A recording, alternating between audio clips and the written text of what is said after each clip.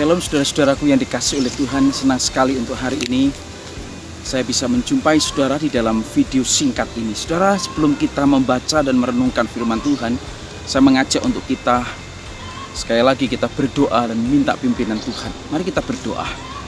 Bapa di surga, kami datang kepadamu pada hari ini, pada pagi siang ini Tuhan. Kami bersyukur untuk cuaca yang indah yang Tuhan berikan kepada kami. Sekalipun sedikit mendung, tetapi kami bersyukur bahwa Tuhan memberikan tubuh yang sehat kepada kami dan juga kesempatan bagi kami untuk kembali membaca dan merenungkan firman. Tolong Tuhan, Engkau membuka hati dan pikiran kami supaya kami dapat mengerti dan memahami akan kebenaran firman-Mu hari ini. Terpujilah nama-Mu, di dalam nama Yesus kami bersyukur, kami berdoa. Amin. Saudara-saudaraku yang dikasihi oleh Tuhan, hari ini saya ingin mengajak saudara membuka bagian Alkitab kita di dalam Injil Yohanes pasal yang ke-14. Injil Yohanes pasal 14 ayat 1 sampai dengan ayat yang ketiga. Tentu saudara, bagian ini sudah begitu sering kita baca, kita dengar, bahkan di dalam kebaktian-kebaktian penghiburan, bagian ini selalu diperdengarkan, selalu dikhotbahkan. Saudara, Yohanes 14 ayat 1 sampai dengan ayat yang ketiga. Firman Tuhan berkata demikian, "Janganlah gelisah hatimu, percayalah kepada Allah, percayalah juga kepadaku. Di rumah Bapakku banyak tempat tinggal. Jika tidak demikian, tentu aku mengatakannya kepadamu. Sebab aku pergi ke situ untuk menyediakan tempat bagimu. Dan apabila aku telah pergi ke situ dan telah menyediakan tempat bagimu, aku akan datang kembali dan membawa kamu ke tempatku, supaya di tempat di mana aku berada, kamu pun berada." Saudaraku yang dikasihi oleh Tuhan, sangatlah wajar jikalau kita kadang mengalami kegelisahan atau hati yang gelisah. Di dalam bahasa Jawa dikatakan melang-melang, ya. Saudara yang dikasihi oleh Tuhan, karena itu tema kita hari ini adalah janganlah gelisah hatimu. Saudara, seperti apa perasaan gelisah atau hati yang gelisah itu? Saudara, aku dikasihi oleh Tuhan, satu kali hari Minggu, saudara, sebelum kami sekeluarga berangkat beribadah ke gereja, saya tidak seperti biasanya, saya hari itu ingin bikin kopi, saudara. Saudara sekalian, saya rebus air, tetapi kemudian saya lupa mematikan kompor. Sesampainya di gereja, saudara, ada sesuatu yang membuat hati saya gelisah. Ada sesuatu yang membuat hati saya nggak tenang, nggak nyaman. Dan ternyata betul, saudara, di tengah-tengah khotbah itu, saya betul-betul nggak tahan dengan rasa gelisah dalam hati saya. Saya berdiri dan saya memikirkan tadi saya kayaknya rebus air dan lupa mematikan kompor. Maka saudara, dengan secepat singkat, saudara, saya pulang ke tempat di mana kami tinggal, rumah kami. Saudara, di situ betul air itu yang dipanci itu sudah mengering. Tapi puji Tuhan tidak terjadi kebakaran. Saudara, itu sedikit contoh kegelisahan hati. Nah, saudara sekali kasih oleh Tuhan, di dalam Kamus Besar Bahasa Indonesia dikatakan bahwa gelisah itu artinya tidak tentram hatinya, selalu merasa khawatir terhadap satu hal, tidak tenang di dalam bersikap, tidak sadar, cemas, berlebihan. Saudara sekali dikasih oleh Tuhan, setiap kita pernah mengalami apa yang namanya gelisah atau hati yang gelisah itu. Dan hati yang gelisah atau hati yang cemas itu biasanya kita nyatakan dengan satu sikap tindakan, ya contohnya berjalan mondar-mandir sambil menundukkan kepala, memandang jauh ke depan sambil mengepal-ngepalkan tangan, saudara, ya. Duduk termenung sambil kita memegang kepala, ya, atau juga duduk dengan wajah yang murung, dengan wajah yang sayu, malas berbicara dengan orang lain, dan banyak lagi, saudara. Dan Tuhan Yesus, saudara, tahu persis bahwa manusia sangat rentan sekali dengan apa yang namanya kecemasan, kekhawatiran, ya, melang-melang di dalam bahasa Jawanya. Karena itu Tuhan Yesus berkata, janganlah gelisah hatimu. Saudara, janganlah gelisah hatimu. Mengapa Tuhan Yesus melarang setiap kita untuk gelisah? Mengapa Tuhan Yesus berkata, janganlah gelisah hatimu? Saudara, adakah solusi yang Tuhan berikan kepada setiap kita yang mengalami kegelisahan hati? Terutama di dalam masa-masa seperti sekarang ini. Tanya orang gelisah hatinya, banyak orang takut, banyak orang khawatir tentang hidupnya dan lain sebagainya. Saudara, apa yang Tuhan katakan di sini? Dan adakah solusi yang Tuhan berikan?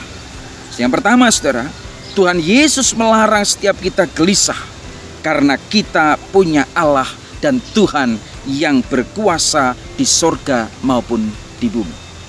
Saudara, ingat baik-baik. Tuhan berkata, janganlah gelisah hatimu. Oleh karena apa? Oleh karena kita punya Tuhan dan Allah yang berkuasa baik di sorga maupun di bumi. Saudaraku dikasih oleh Tuhan, tidak ada pribadi yang bisa disejajarkan, dibandingkan dengan Allah dan Tuhan kita. Dia adalah Allah yang menciptakan akan alam semesta dengan beserta segala isinya. Dialah Tuhan yang berkuasa atas hidup manusia. Dia Tuhan yang menguasai akan jagat raya ini. Dia adalah Tuhan kita. Dan ketika kita mengalami kecemasan, kekhawatiran, ingatlah selalu bahwa kita punya Tuhan yang luar biasa. Tuhan yang maha kuasa, Tuhan yang berkuasa di sorga dan di bumi. Saudara, itulah yang harus kita ingat pada saat engkau dan saya khawatir, cemas, melang-melang bahasa Jawanya. Ingatlah selalu, engkau dan saya punya Tuhan yang menciptakan langit dan bumi dan segala isinya. Dia adalah Tuhan kita. Yang kedua, saudara sekalian dikasihi oleh Tuhan, solusi apa yang Tuhan katakan di dalam bagian ini supaya kita tidak lagi gelisah? Tuhan katakan dengan jelas, yang pertama, saudara, percayalah kepada Allah, percayalah juga kepadaku. Saudara, percayalah kepada Allah, percayalah juga kepada Yesus. Saudara, inilah perintah yang Tuhan berikan kepada kita yang saat ini sedang cemas, yang saat ini sedang gelisah hati kita. Percayalah kepada Allah, percayalah kepada Yesus. Artinya apa, saudara? Percayakanlah hidupmu kepada Tuhan. Percayakanlah masa depanmu kepada Tuhan. Percayakanlah keluargamu, percayakanlah bisnismu, percayakanlah keluargamu, orang tuamu, anak-anakmu kepada Tuhan. Percayalah kepadaku, percayalah kepada Allah. Itulah solusi yang Tuhan berikan kepada kita, supaya kita mempercayakan hidup kita sepenuhnya hanya kepada Tuhan. Dan ketika kita mempercayakan hidup kita kepada Tuhan, maka yang terjadi adalah Tuhan berkuasa atas hidupmu dan hidup saya. Saudaraku dikasih oleh Tuhan Yesus Kristus. Lalu yang kedua, solusi apa yang Tuhan berikan? Ingatlah akan janji Tuhan. So dikatakan di dalam bagian ini, saudaraku, ada janji Tuhan bagi kita yang gelisah hati kita. Ada kegelisahan, betul. Tetapi ingatlah janji Tuhan. Janji Tuhan yang ya dan amin. Tuhan gak pernah ingkar janji. Apa yang Tuhan janjikan? Tuhan Yesus pergi menyediakan tempat di surga bagi kita. Saudara, ketika di dunia ini banyak sekali pergumulan dan kesulitan hidup yang terus-menerus silih berganti. Coba kita memikirkan, saudaraku, bahwa kehidupan kita di dunia ini hanya sementara. Ada jauh kehidupan yang lebih lama, lebih panjang, yaitu setelah kehidupan kita di dunia ini.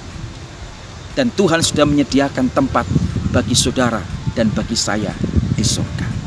Itulah janji Tuhan. Dan Tuhan Yesus juga berjanji, jika semua sudah selesai, sudah waktunya, maka Tuhan akan menjemput kita supaya di tempat di mana Yesus berada, di situ pun kita berada. Saudaraku dikasih oleh Tuhan, kalau hari-hari ini ada begitu banyak orang yang ketakutan oleh karena COVID-19. Saudara, bukan berarti kita tidak bisa keluar kemana-mana. Boleh keluar asal pakai masker, hati-hati, jaga jarak dan lain sebagainya. Saudara, mungkin kita karena takutnya kemudian kita tidak bisa melakukan apa-apa. Bukan itu yang Tuhan kehendaki. Tapi ingatlah akan janji Tuhan. Kalau toh keluarga kita saat ini ada dipanggil oleh Tuhan, meninggal oleh karena COVID-19, meninggal oleh karena sakit penyakit dan lain sebagainya. Ingatlah selalu bahwa mereka yang percaya kepada Yesus saat ini dia sudah bersama dengan Tuhan di surga. Saudara, ingatlah akan janji itu. Tuhan sudah sediakan tempat buat kita. Dan satu saat nanti dia akan menjemput kita yang ada di dunia ini yang percaya kepada Yesus. Saudara yang dikasihi oleh Tuhan, sekali lagi bahwa kita tidak bisa bebas. Kita tidak bisa kebal dari rasa gelisah hati. Tetapi saudara, Tuhan berkata, janganlah gelisah hatimu. Ketika hatimu gelisah, ingatlah bahwa kita punya Tuhan yang berkuasa di surga maupun di bumi. Kita ingat akan janji itu. Janji Tuhan ya dan amin. Dan dia menyediakan tempat bagi setiap kita. Dan satu saat nanti, dia akan menjemput kita. Supaya di tempat di mana Yesus dan Allah berada, disitulah kita juga akan berada. Kiranya Tuhan Yesus memberkati. Amin. Kita berdoa. Bapa di surga, terima kasih untuk firman-Mu hari ini. Dan kami berdoa kiranya Roh Kudus akan terus menolong kami untuk semakin memahami firman-Mu. Dan firman-Mu boleh menguatkan dan meneguhkan iman kami. Supaya kami tidak gelisah di dalam dunia ini. Kami tidak dikuasai rasa khawatir, rasa cemas. Tetapi kami sungguh-sungguh terus ingat bahwa kami punya Tuhan, kami punya Allah yang berkuasa di surga dan di bumi. Kami punya Tuhan yang berjanji bahwa suatu saat nanti akan menjemput kami dan kami akan bersama dengan Engkau di surga selamanya. Terpujilah nama-Mu, dalam nama Yesus kami berdoa. Amin.